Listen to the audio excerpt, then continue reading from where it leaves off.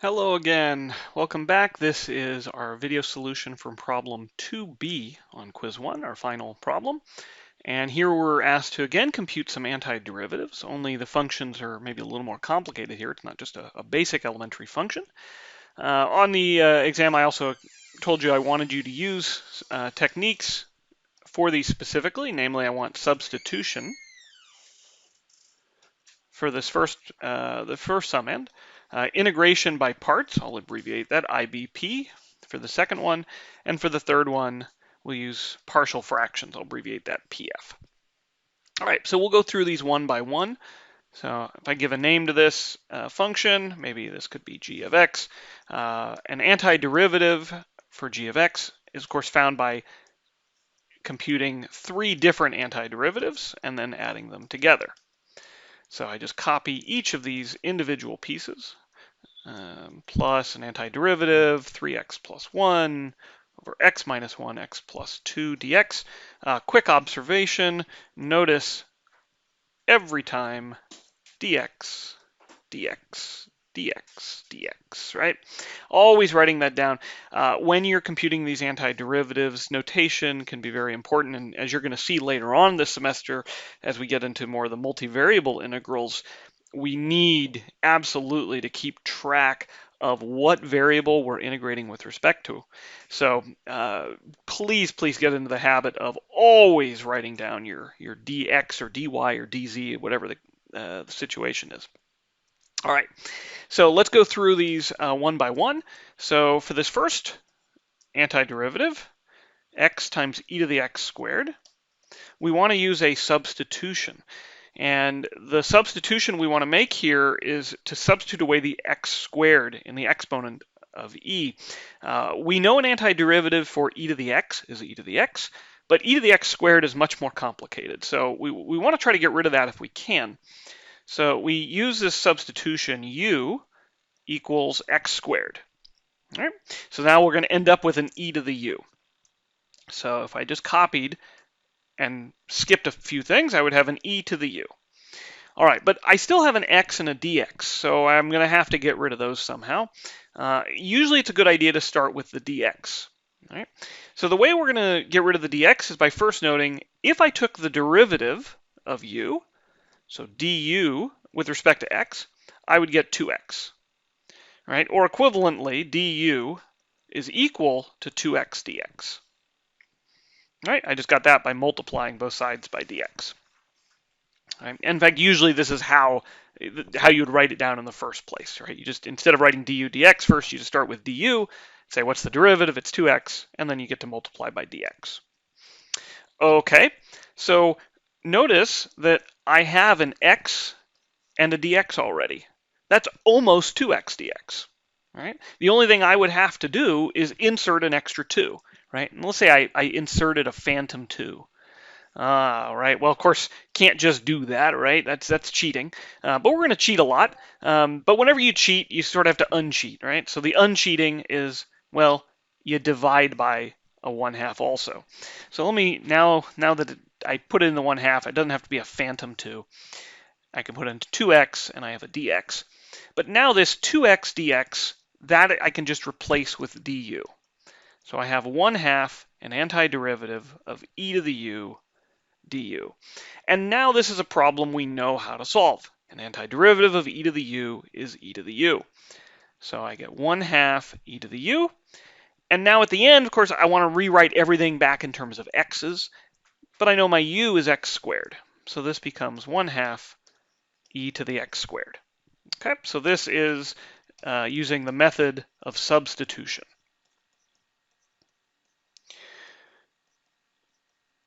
Okay, so that gives us the first antiderivative. Okay, how about the second one? Well, there's actually several ways to attack this problem. I've asked you specifically to use integration by parts, though. So that's what we're going to use here. So integration by parts, you'll hopefully remember there's some weird formula says if you have an integral of u dv, that this is the integral of uv minus an antiderivative of v du. So what that means is you need to take your integrand and write it as some function times Well, the differential of another function. And then you can move it around, right? You'll get a new, hopefully simpler antiderivative. So in this case, you have sine squared, which you can think of as being sine times sine. So we might say, okay, let our u be sine of x. And then what's the remaining bit, right? Well, if I rewrote this, I could say this is sine of x dx. So this is what I could call my u, and then this is what I could call my dv. So dv is sine of x dx. Okay, so this is one way to do it. Now, of course, one could also say, well, what if I made my u equal to sine squared and my dv just equal to dx? Well, that's fine. Do it. Try it, right? Maybe it works. Maybe it doesn't. I bet you can make it work. Okay, now, once I've done this, the integration by parts formula says you can rewrite your antiderivative as u times v. Well, what's v? So to get v, I need to find an antiderivative. So v will be an antiderivative of sine, which is negative cosine. Okay, so now I get u times v, which is going to be negative sine of x times the cosine of x.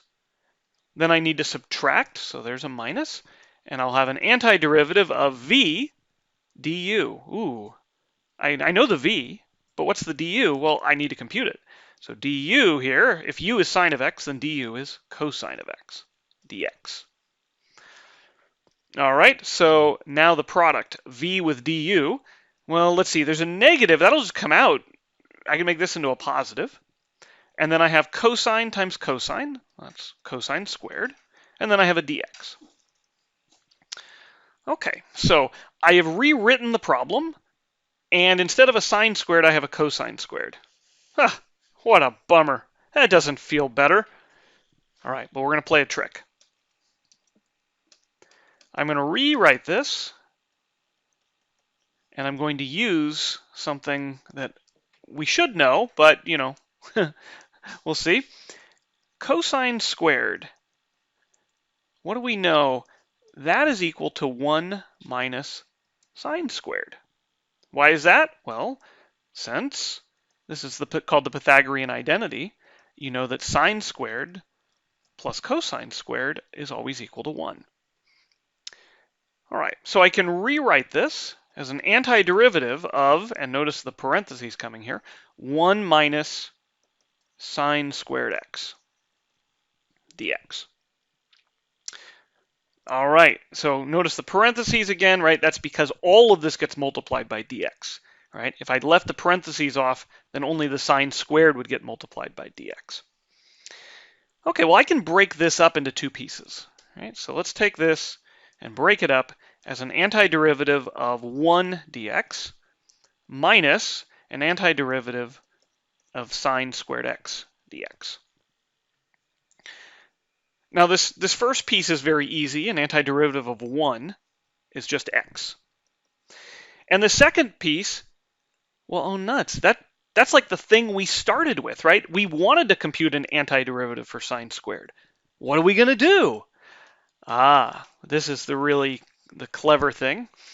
We just add this to both sides.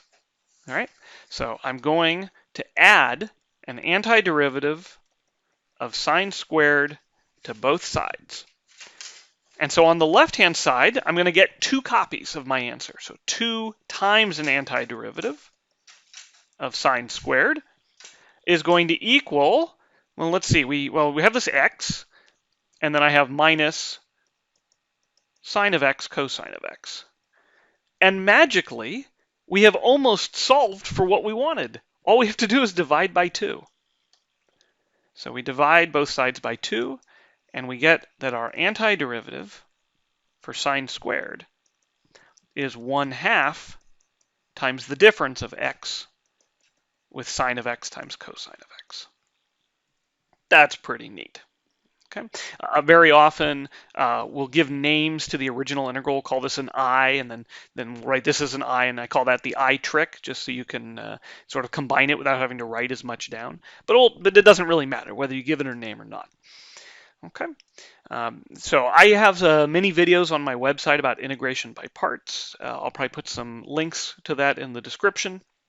So you can get some more practice with this if you need it.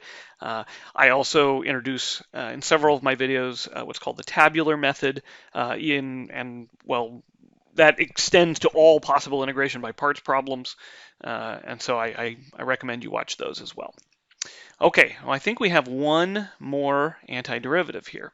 Yes, and this is the one we wanted to use partial fractions, right? So we did substitution, we've done integration by parts. Now we want to do partial fractions. So let me see. Let's get this moved down.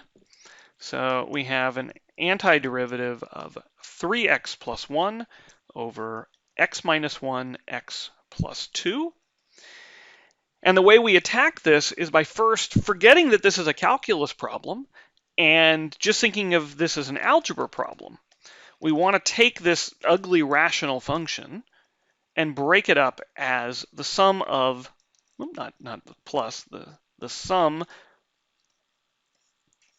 of two simpler fractions, where the denominators are going to be x minus 1 and x plus 2. And the only real question here is what goes in the numerator.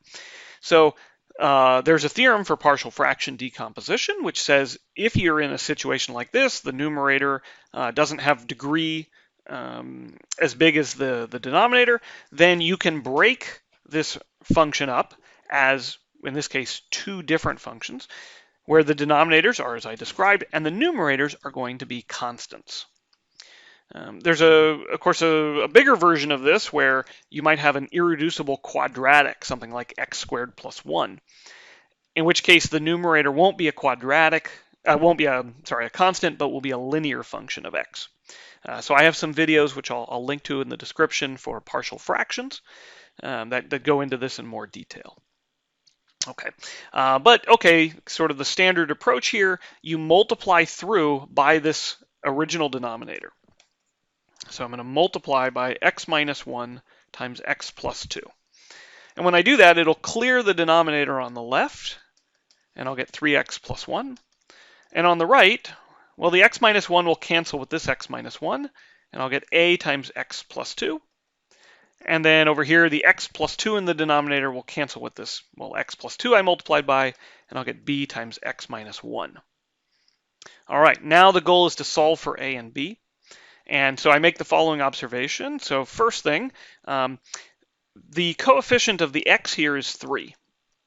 On the right-hand side, the coefficient of x would be, let's see, you have a times x and b times x. So it would be a plus b.